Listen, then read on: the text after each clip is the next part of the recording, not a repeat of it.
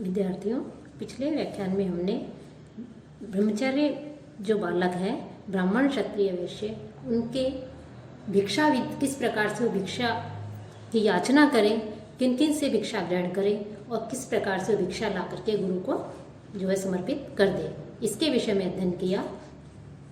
आज हम जो गुरु से आज्ञा प्राप्त करके जब बालक जो ब्रह्मचारी बटु है वो उस भिक्षा को गुरु से आज्ञा प्राप्त करके भोजन के रूप में ग्रहण करे, पूर्व की ओर मुख करके और आचमन करके जो है उसे ग्रहण करे गुरु की आज्ञा प्राप्त करके।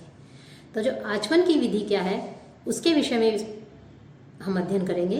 तो उसके विषय में बताया है और किस दिशा में मुख करके भोजन करना चाहिए कि आयुष्यम प्रांग मुखो भुंगते, यशस्यम दक्षिणामुख है, श्रियम प्रत्यंग मुखो भुंगते, ऋतम भुंगते ही उदंग मुख है।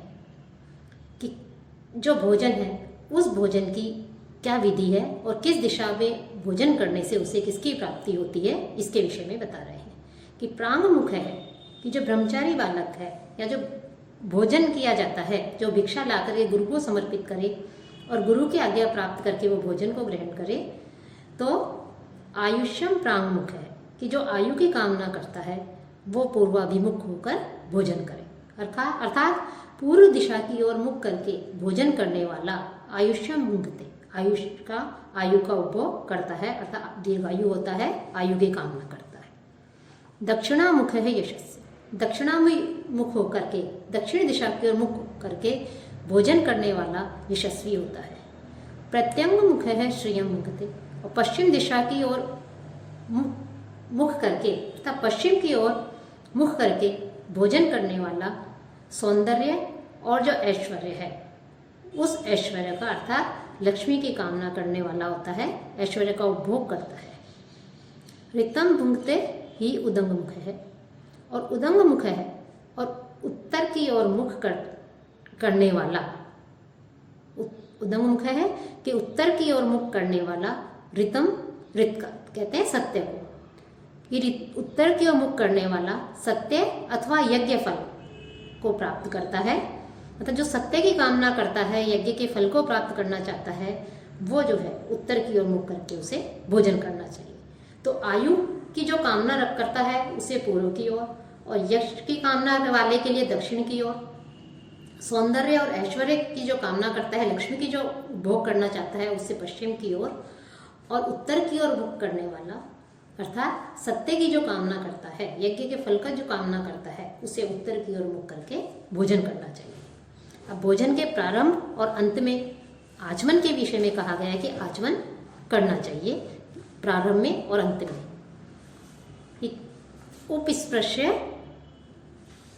द्विजो नित्यम अन्नम अध्यात् समाहित है, भुक्त्वा च उपस्पर्शे सम्यक अद्भिः खानी च संस्पृशे। कि ब्राह्मण जो है, द्विज है कि जो ब्राह्मण है वो नित्यम उपस्पृश्य, नित्य ही आचमन करे, समाहित है एकाग्रचित होकर के, अन्नम अध्यात् भोजन को जो है उसको प्राप्त करे, ग्रहण करे, भुक्त्वा च और भोजन करके, सम्यक भली भांति इस प्रकार से, अद्भिः की जो जल है उस जल आदि से, उपस्पृशे उस जल आदि से आचमन करके, खानी च संस्पृशे अपनी जो इंद्रियां हैं उन इंद्रियों का वो जो है स्पर्श करे। कि जल से अर्थात आचमन करे कि अपनी जो इंद्रियां हैं, आँख नाक कान आदि, इन सब इंद्रियों का जो है वो उस जल से आचमन करे, इंद्रियों का स्पर्श करे। तो इस प्रकार से उसके लिए आचमन की विधि भी कही गई है। और साथ ही साथ अर्थात द्विज वर्ण में उत्पन्न जो प्राणी है, जब वो भोजन कर ले तो भोजन करने के पश्चात नित्य आचमन करे, एकाग्रचित होकर के अन्न ग्रहण करने के लिए उसे कहा गया है। और जब भोजन कर ले तो भोजन करने के पश्चात जल से पुनः भली भांति आचमन करे और अपनी इंद्रियों का स्पर्श करे, अर्थात अपनी इंद्रियों को भी फिर वो पवित्र करे। पूजयेत् अश्नम नित्यम अध्यात् च एतद् अकुत्सयन् दृष्ट्वा हृष्येत् प्रसीदेत् च प्रतिनंदेत् च सर्वशः। कि अशनम नित्यम पूजयेत, कि जो अशनम भोजन है उसका नित्यम पूजयेत, नित्य ही हमें सम्मान करना चाहिए। एतच्च कुत्सयन सतत अध्यात, और इस अन्न की निंदा नहीं करते हुए जो भोजन है उस भोजन को उसे ग्रहण करना चाहिए, कि अन्न की निंदा नहीं करते हुए उस अन्न को उसको जो है भोजन के रूप में हमें ग्रहण करना चाहिए। दृष्टवा, और भोजन को देख करके, दृष्टवा देख करके हमेशा ऋषेत प्रसन्न रहे, ऋषेत संतुष्ट और प्रसन्न हो, कि जो भोजन है उस भोजन को देख करके वो जो है संतुष्ट हो और प्रसन्न हो। सर्वेशः च प्रतिनंदे, और सर्वतो भावे, कि सब प्रकार से जो अन्न है उस अन्न की जो है स्तुति करे, अर्थात अभिनंदन करे, स्वागत करे। अर्थात भोजन जो है अन्न के प्रति सम्मान यहाँ पर सूचित होता है कि महर्षि मनु ने कि अन्न का हमें कभी भी अपमान नहीं करना चाहिए। जो कुछ भी अन्न हमें मिलता है, भोजन के रूप में मिलता है, हमें सदैव प्रसन्न होकर के उसको ग्रहण करना चाहिए, उसकी निंदा नहीं करनी चाहिए, अपितु उसका सम्मान करना चाहिए। कि हम आज भी देखते हैं कि घर में जो बड़े बुजुर्ग होते हैं या हम भी जो है, जो बच्चे हैं जिन्हें समझ नहीं है, उनको हमेशा कहते हैं कि कभी भी भोजन झूठा नहीं छोड़ना चाहिए, जो कुछ मिल रहा है उसको जो है प्रसन्न होकर के भोजन ग्रहण करो। कि भोजन की हमेशा ही सम्मान दिया जाता है हमारी भारतीय संस्कृति में और हमारे शास्त्रों में भी, कि कैसा भी भोजन हो उस भोजन का हमें सदैव सम्मान करना चाहिए, कि ईश्वर ने हमें ये जो कुछ भी हमें प्राप्त कराया है इसका हम सम्मान करते हैं और उसको जो है हम ग्रहण करते हैं। और जब हम प्रसन्न होकर भोजन को ग्रहण करते हैं तो जो अन्न है वो अन्न से हमारा शरीर हृष्ट पुष्ट बनता है, चाहे वो रूखा सूखा भोजन हो। लेकिन यदि हमारे सामने बहुत सा स्वादिष्ट भोजन रख दिया जाए, लेकिन हम किसी भी प्रकार से उसमें कमियां निकाल करके दुखी मन से इस तरह से उस भोजन को ग्रहण करेंगे, तो उस भोजन को तो हम ग्रहण कर रहे हैं लेकिन हमारा शरीर कभी भी हृष्ट पुष्ट नहीं हो सकता। तो अपने शरीर को स्वस्थ बनाए रखने के लिए, अपने शरीर को हृष्ट पुष्ट बनाए रखने के लिए अन्न को जो है, जैसा भी अन्न है उसका हमें सम्मान करना चाहिए। तो हमारी परंपरा में हमारे जो पूर्वज हैं उनके द्वारा भी और शास्त्रों में भी जो है भोजन की प्रशंसा के विषय में कहा गया है कि हमेशा अन्न का जो है सम्मान करना चाहिए। और जब हम प्रसन्न होकर के अन्न का सम्मान करेंगे, अन्न के प्रति सम्मान की भावना रखेंगे, तो उससे हमें अनेक प्रकार के जो है हमें तो स्वास्थ्य लाभ होगा ही, इसके अलावा भी अन्य लाभ जो है हमें प्राप्त होंगे। तो इसलिए महर्षि मनु ने अन्न का हमेशा, अन्य धर्मशास्त्रों ने भी अन्न का सम्मान करने के लिए अन्न के प्रति आदर जो है उन्होंने व्यक्त किया है कि हमें हमेशा अन्न जो है उसके प्रति सम्मान की भावना रखनी चाहिए, आदर की भावना रखनी चाहिए। कि हमें ये सोच करके भोजन ग्रहण कर लेना चाहिए कि दुनिया में बहुत से ऐसे लोग हैं जिन्हें ये भी जो है नसीब नहीं है, जिन्हें ये भोजन नहीं प्राप्त हो रहा है, वो भूखे पेट सो रहे हैं। और हमें कम से कम इतने खुश नसीब हैं कि हमें ईश्वर ने, हमें प्रभु ने जो है इतना भोजन, ये जो है हमें भोजन के रूप में दिया है, हमें जो है इसे ये प्राप्त हुआ है। तो यही सोच करके जो है हम उसे प्रसन्न होकर के ग्रहण करें। तो भोजन का हमें हमेशा सम्मान करना चाहिए, इसके लिए कहा गया है। क्योंकि जब भोजन के प्रति जैसी भावना होगी वैसे ही जो है हमारे विचार होंगे कि भोजन का प्रभाव हमारे जीवन पर अवश्य पड़ता है।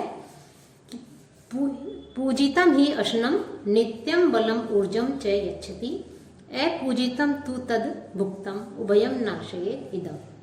क्योंकि पूजितम अशनम की श्रद्धा पूर्वक, अशनम जो हम भोजन करते हैं, अर्थात जो भी भोजन के रूप में चाहे कुछ भी प्राप्त हुआ हो हमें, उस भोजन को चाहे हमारी पसंद का हो या नहीं पसंद का हो, हमें वो अच्छा लगे या नहीं लगे, लेकिन फिर भी यदि हम उसके प्रति सम्मान की भावना रखते हैं, आदर पूर्वक अशनम भोजन करते हैं, तो उसको करने से नित्यम, नित्य ही, बलम ऊर्जम च यच्छति, बल और तेज जो है वो हमें प्राप्त होता है।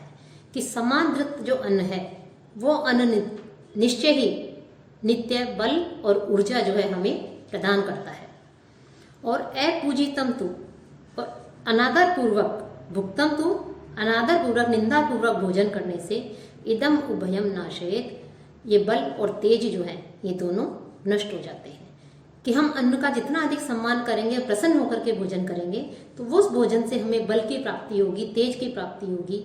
और हम अन्न का अपमान करके, अनादर करके उस अन्न को जबरदस्ती ग्रहण करेंगे, तो वो अन्न जिसका कि हम अपमान कर रहे हैं, हम जो है उसका अनादर कर रहे हैं, तो निंदा कर रहे हैं, तो ऐसे भोजन को करने से हमारा जो बल और तेज है वो दोनों ही जो है नष्ट हो जाते हैं।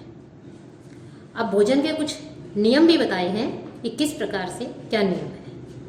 कि न उच्छिष्टम कस्यचित् दध्यान न अध्यात् चैव तथानन्तरम्, न चैव अत्यशनं कुर्यात् न च उच्छिष्टः क्वचित् व्रजेत्। कि भोजन के कुछ नियम हैं, उसके लिए करके हमें कभी भी जूठा भोजन न तो देना चाहिए और न ही जो है ग्रहण करना चाहिए, और किस समय भोजन करना चाहिए उसके लिए बता रहे हैं।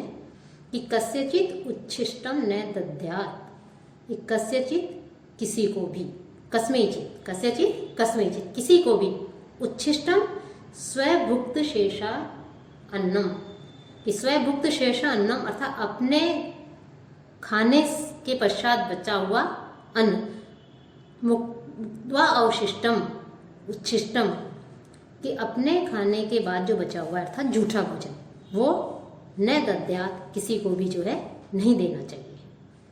तथा अनंतरा न अध्यात्, और बीच में, किसके बीच में, कि सायंकाल, दिन और सायंकाल के अतिरिक्त मध्य में जो है भोजन ग्रहण नहीं करें।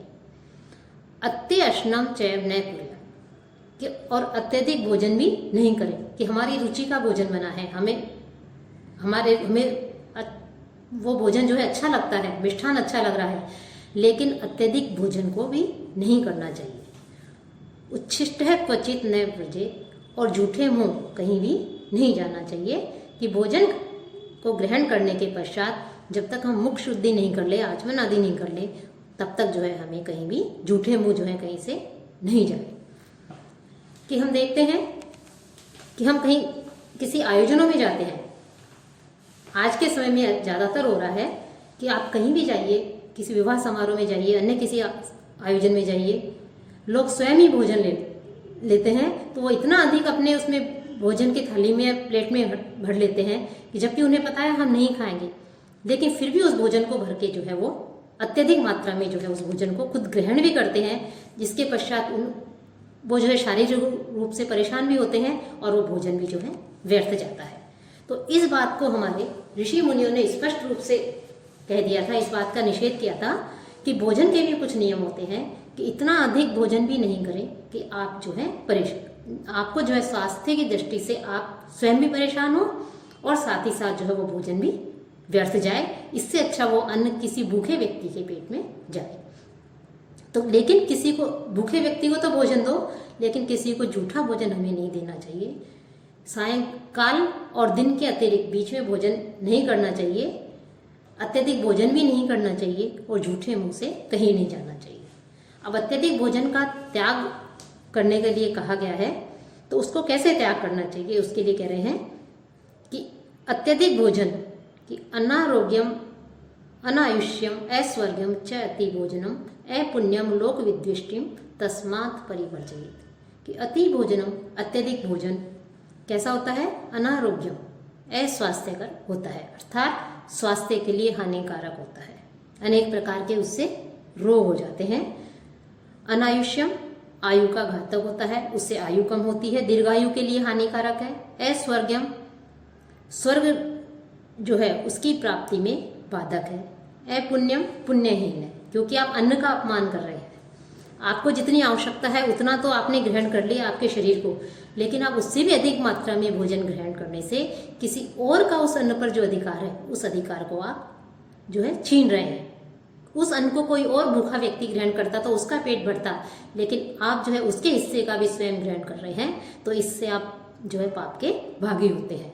तो अपुण्यकर है और लोक विद्वेष्टि, और लोक में निंदित है, लोक में जिसकी निंदा होती है। तस्मात् तत्परिवर्जयेत्, इसलिए अति भोजन का दूर से ही जो है हमें परित्याग कर देना चाहिए। कि अत्यधिक भोजन जो है वो स्वास्थ्य और दीर्घायु के लिए हानिकारक है, स्वर्ग प्राप्ति में बाधक है, पुण्यहीन है और लोक निंदित है। इसलिए हमें उसका परित्याग कर देना चाहिए। कि भोजन को भी एक विज्ञान माना है, कि अर्थात हमारे शास्त्रकारों ने भोजन को भी एक विज्ञान मान करके भोजन का हमारे मन, शरीर, आत्मा, स्वास्थ्य, इस पर किस प्रकार का प्रभाव पड़ता है इसके विषय में भी बताया है कि और किस प्रकार से कैसे भोजन करेंगे उसका भी जो है हमारे शरीर के ऊपर या हमारे मन के ऊपर प्रभाव पड़ता है। तो जो अत्यधिक भोजन है, ठूस ठूस करके अत्यधिक भोजन को ग्रहण करना, ये किस प्रकार से हमारे स्वास्थ्य के लिए घातक होता है, इसके लिए जो है उन्होंने इसका निषेध किया है कि अति भोजन, अत्यधिक मात्रा में भोजन करना जो है इसका हमें त्याग कर देना चाहिए। तो ये भोजन के विषय में जो है उन्होंने बताया है। साथ ही साथ इसी में एक शब्द आया था आचमन।